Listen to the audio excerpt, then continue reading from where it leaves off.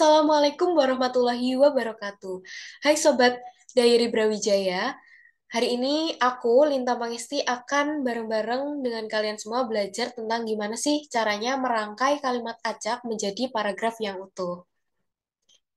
Sebelum itu, paragraf utuh itu apa sih? Paragraf dapat dikatakan utuh apabila dibangun atas beberapa penjelasan yang cukup untuk menunjang kejelasan kalimat topik. Nah, caranya gimana untuk menyusun kalimat acak menjadi paragraf yang utuh? Yang pertama, kita harus membaca kalimat dengan cermat. Jadi, nggak boleh asal-asalan ya bacanya, harus dengan cermat. Yang kedua, pilih kalimat yang bersifat umum dan memuat gagasan utama. Jadi, kita pisahin dulu nih yang em, sifatnya umum sama mana sih yang kiranya ini mengandung gagasan utama gitu. Yang ketiga adalah menggunakan kalimat tersebut sebagai kalimat utama, kemudian diikuti kalimat penjelas.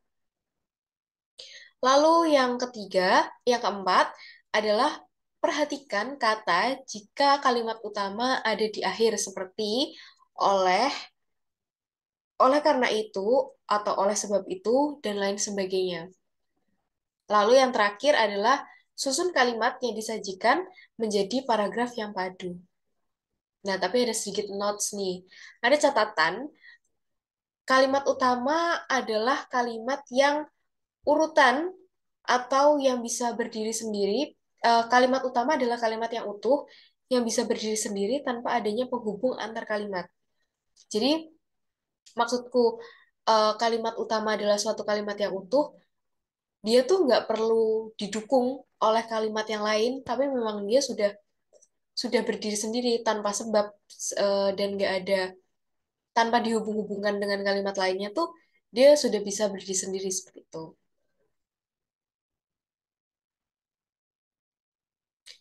Nah, ini beberapa contoh kalimat acak ya. Kayak contohnya, Nanda tidak memiliki teman di sekolahnya. Kedua, Nanda memiliki badan yang gemuk. Ketiga, Nanda sering dicaci oleh teman-temannya. Keempat, walaupun sering dicaci, Nanda tetap baik dan selalu menolong temannya. Ini kan masih menjadi satu kalimat ya. Jadi nomor satu tuh kalimat, nomor dua kalimat, dan seterusnya tuh masih kalimat. Sebenarnya kalimat-kalimat ini bisa kita jadikan paragraf yang padu. Nah, gimana sih caranya menjadikan kalimat-kalimat yang tadi menjadi paragraf yang utuh? Nah, ini contoh kalau udah jadi paragraf yang padu atau paragraf yang utuh.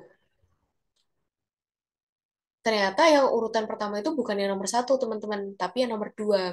Nanda memiliki badan yang gemuk. Disusul lagi dengan kalimat pertama.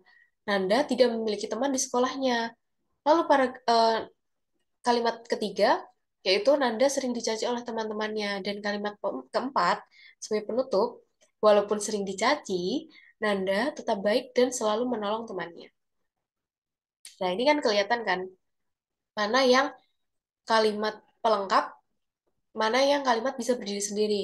Nah, di kalimat keempat ini adalah kalimat yang sifatnya pelengkap, karena dia menjadi kayak sebab gitu loh. Jadi, walaupun sering dicaci, berarti kan dia ada hubungannya dengan kalimat-kalimat yang awal tadi gitu.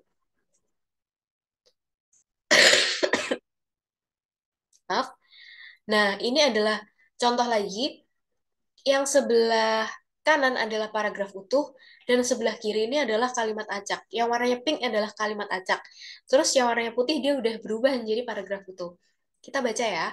Di kalimat acak yang pertama, namun rasanya kami tidak merasa lelah sama sekali.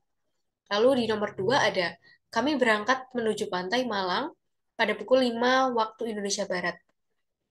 Yang ketiga, setibanya di sana, kami segera bermain dengan gembira.